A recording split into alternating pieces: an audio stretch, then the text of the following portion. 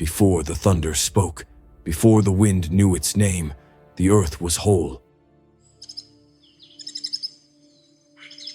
The rivers flowed unhurried, the skies smiled over untouched fields, and man walked with the eternal.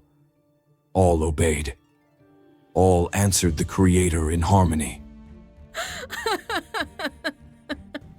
But a subtle sound cut through the silence, the whisper of doubt, and with it, the first rupture. Eden closed like a sealed book, and the world opened its eyes to exile. Adam fell, and with him, everything fell. The earth, once dwelling place of light, began to bear the shadow of blood. Cain killed Abel, and the voice of the earth began to cry out. Generations multiplied like grains in the wind, and men sought greatness without God. Cities were born, but faith withered. Then the heavens trembled. Angels descended, but not to guide. They took women, begot giants, taught spells and weapons. The earth was violated. Creation groaned. Justice fell silent, for a time. But when corruption rose like a wall against the heavens, the Most High spoke. And when God speaks, creation listens. This is the account of all that was lost, of all that was drowned.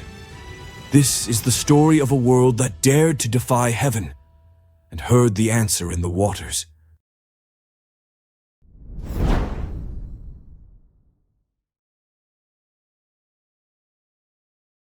Eden had become a memory, its rivers now invisible, its gates guarded by fire. The first garden, where God walked with man, had been closed, and the world would never be the same. Man came to know sweat, pain, and distance. And when Eve gave birth to her first son, Cain, tears and blood marked the beginning of a new era, the era of exile. Cain grew with strong hands, but a proud heart.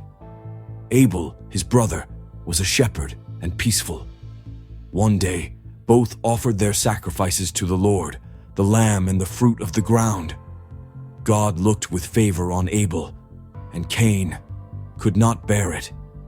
In the field, envy consumed him. The earth heard the first cry of blood, and the blood cried out. Cain was banished, a wanderer, marked. But evil did not retreat. It multiplied. Generations came. Lamech, his descendant, boasted with arrogance. I have killed a man for wounding me. If Cain is avenged sevenfold, then Lamech 77-fold. And his voice echoed over soil already stained. But not all turned away. Another son was born to Adam and Eve, Seth. And from Seth's lineage, a people arose. They still spoke the name of the Most High. Enoch, his son, restored worship. And as the earth increased in number, there arose those who praised and those who forgot. Time advanced like the tide. Men lived for centuries. They were trees planted in long days. They built tents, tilled the fields, tamed animals, crafted instruments. Jubal taught music. Jabal tended herds. Tubal-Cain uncovered the secrets of metal. But while progress flourished, faith withered. Cities rose in fertile valleys. Stone altars were built, but few were dedicated to the true God. Men named the winds, carved idols, lit fires in honor of themselves. The human heart longed for dominion. The earth, still beautiful, was already whispering in agony. And the world went on. Buildings spread. Pride became culture. The words of God forgotten. Sacrifices grew empty. The name of the Lord was spoken less and less. The distance between heaven and earth widened with each generation. But something stirred at the edge of the firmament. An invisible tension between two realms. Ancient accounts began to resurface in whispers. Old sages spoke of mountains covered by strange clouds. Vague signs, sounds from heaven. Something was about to break the eternal silence. But what came from above was not light. The nights were no longer silent. The winds whispered omens. The stars seemed farther away, and the earth restless. Strange reports swept across the plains. Men claimed to have seen radiant figures on the mountains, beings who descended from the sky like living torches, wrapped in a glow that wounded the eyes and captivated the heart. They were the Watchers, angels sent to observe humanity, but who began to desire it. Their eyes fell upon the daughters of men, and they saw that they were beautiful. Desire overcame command. The mission was corrupted. In secret, they gathered atop Mount Hermon, and there, under the shrouded firmament, a vow was made. If we fall, we will fall together. We will never turn back. We will take wives. We will bear children. And we will make the world our throne. And they descended, and when their feet touched the earth, the world trembled. They were received as gods, their voices like soft thunder, their garments like fire without heat, their eyes as piercing as blades. Men feared them, women desired them, and the children born of these unions were different. Giants, strong, proud. They were called Nephilim. They grew swiftly. They had an insatiable hunger. First they ate the bread, then the cattle, then men themselves. They enslaved entire tribes, demanded worship, were celebrated in songs and statues. Palaces were raised in their honor. Fertile plains became fields of blood. What once was civilization now was brutal dominion. But the Watchers brought more than strength. They brought knowledge, profane art, weapons of war, sorceries. They taught men to forge swords, to summon stars, to manipulate the elements. They taught women the arts of seduction, of herbs, of curses. Lust became worship. Violence became spectacle. Azazel, leader among the fallen, was feared and adored. His rituals demanded blood. His words shaped kingdoms. Children were offered on altars. Wombs were sealed with pacts. The earth was wounded, torn, profaned. Hybrid creatures were born, part man, part beast. Women with hypnotic songs, men with metallic skin, burning eyes, serpents with human wings. It was the beginning of the collapse, and the heavens still silent. Among men, the righteous were few. The line of Seth weakened. Many mingled with the corrupt lines, but among the remnant, some still kept the name, and one of them withdrew from the cities, avoided the feasts, prayed among the trees. His name was Noah. A man of calloused hands, gentle spirit, and steadfast heart. While the world celebrated orgies and sacrifices, he tilled the earth in silence. His sons, Shem, Ham, and Japheth, still heard the stories of Eden. They believed in the Most High. They feared his name. And while the giants reigned, common men slaughtered each other in arenas. Women were auctioned to the gods. Children learned to kill before they could speak. The Watchers, ever more deformed, retreated to towers of black stone, consulting stars, tearing veils, seeking eternity through the violation of creation. But the answer had not yet come. And when the sky finally opened, it was not mercy that descended. The shadows did not merely cover the earth. Now, they were born from within it. The world was different. The mountains seemed lower, the trees less green, the sky more distant. The earth groaned beneath arrogant feet. The Nephilim marched like gods. The Watchers ruled as lords. But there was a man who saw beyond the visible. His name was Enoch. A descendant of Seth, he did not corrupt himself. While others built palaces, he built silence. While others drowned themselves in blood rituals, he wrote on stones and skins. He had dreams that burned. His words disturbed kings. His visions blazed like fire in dry fields. And one dawn, he came down from the mountain with shining eyes and a trembling voice. I heard the voice of the Most High. The crowd gathered, curious. He climbed onto a rock and pointed to the heavens. The watchers will be judged. The giants will fall. The earth will be washed in righteousness. The Most High descends with thousands of his court, and no proud one shall escape. Laughter began. They stoned his shadow. They mocked his word.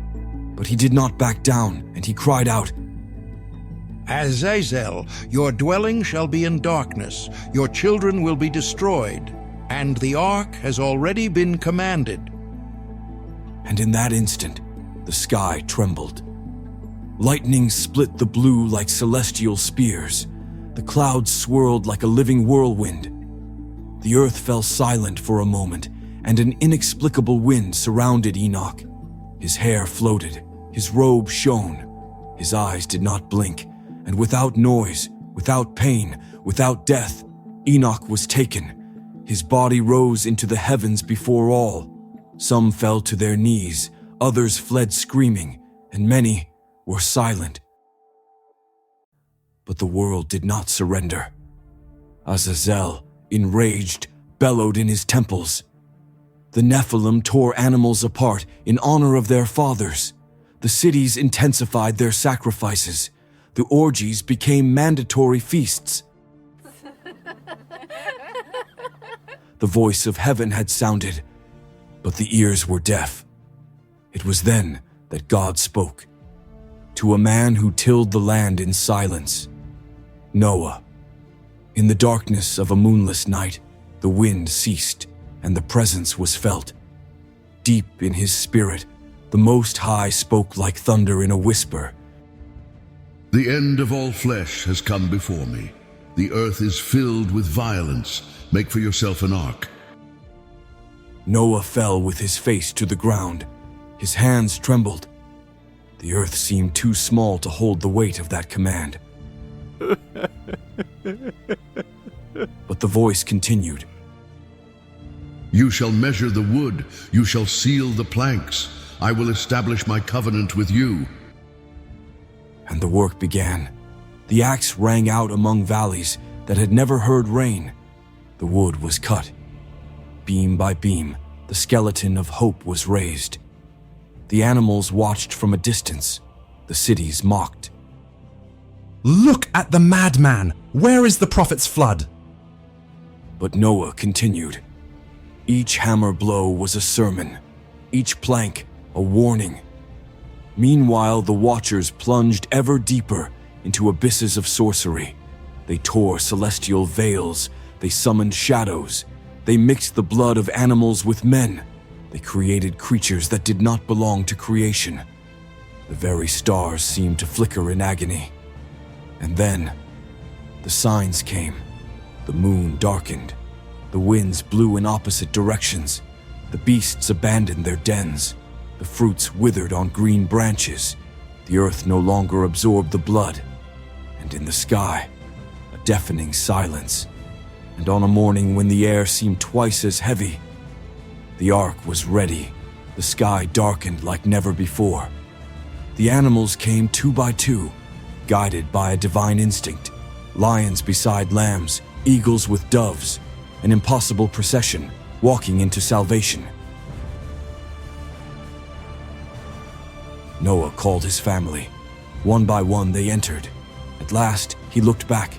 Behind him, dances, laughter, mockery.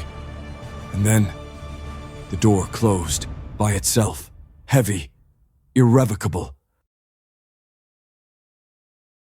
The door had closed, and with it, the time of mercy. No human hand had touched it. It was God himself who had sealed the ark. A strange silence hovered over the valley. The laughter had ceased, but not out of repentance, rather out of uncertainty. The sky was dark, but it had not yet rained. And then, the first drop fell. It struck the earth as a sign, then another and another. Each drop seemed heavier than the one before. The people looked upward. What once had been mockery now turned into fear. Children ran, men squinted their eyes, women stilled their dances. And then, as if the very veil of the heavens had been torn, the floodgates opened. This rain was not ordinary. It was not mere water. It was judgment.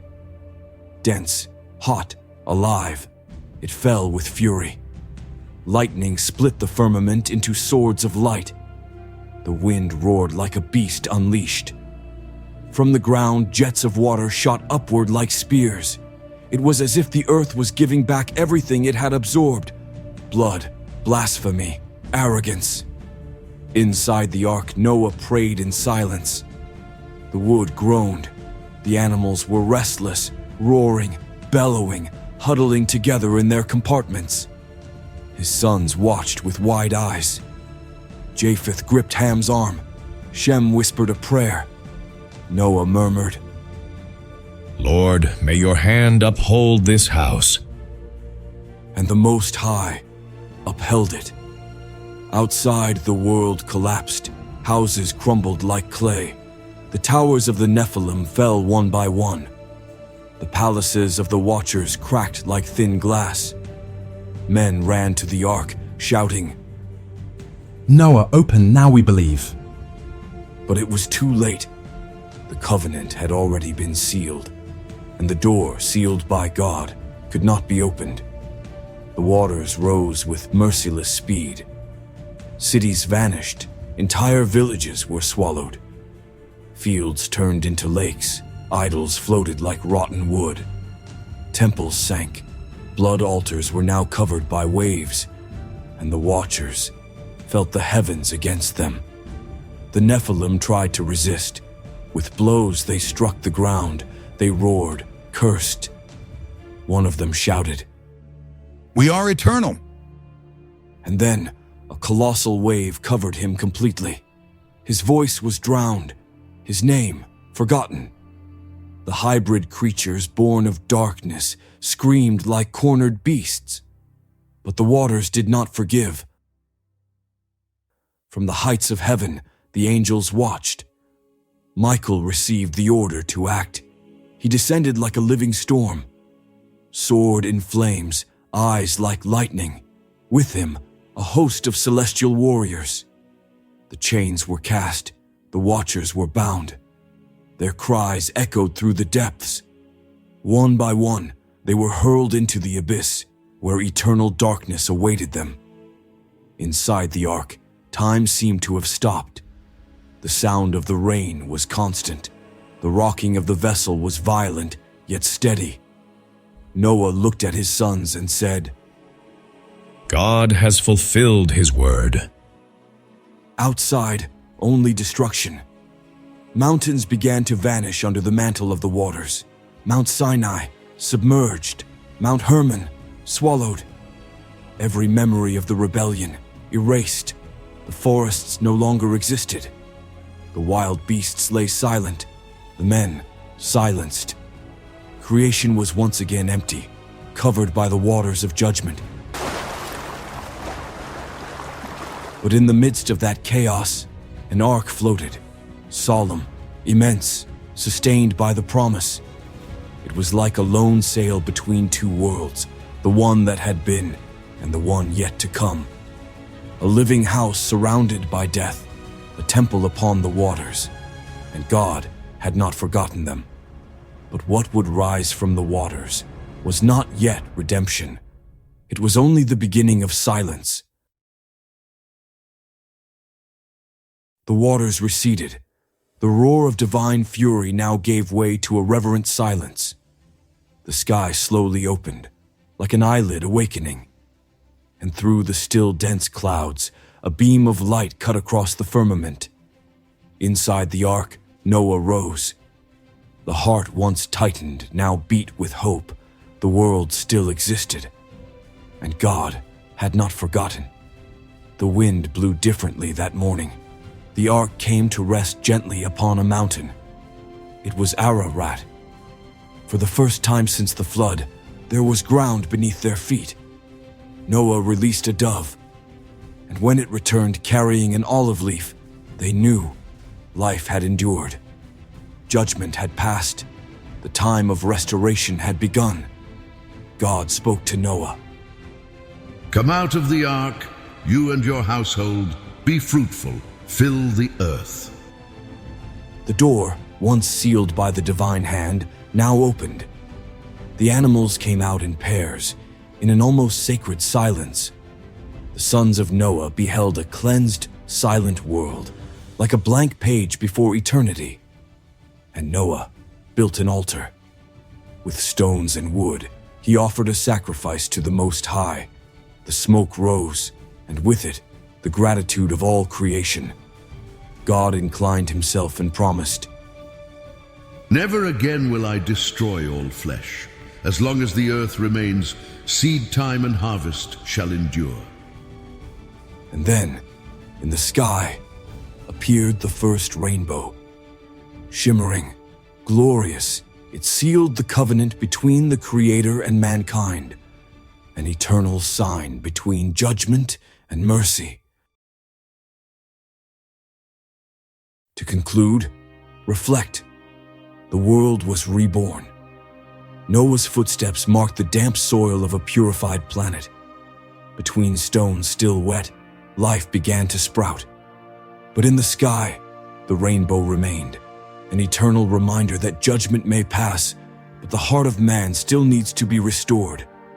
The story of the flood is not only about destruction, it is about a God who warns, waits, acts, and then promises. A God who does not forget the righteous, even when all seems lost. And today, as the corruption of the modern world rises, like in the days of old, the voice of God still echoes. Build your ark, a life of faith, set apart, obedient. For a new judgment will come. And when the heavens speak again, will you be heard? Will you be remembered? And if this story touched your heart, leave your like, share it with those who need to be reminded that God still speaks, and subscribe for more biblical films like this. And comment below, I want to stand firm in faith when the rain begins to fall. That's all for today, and may God bless you.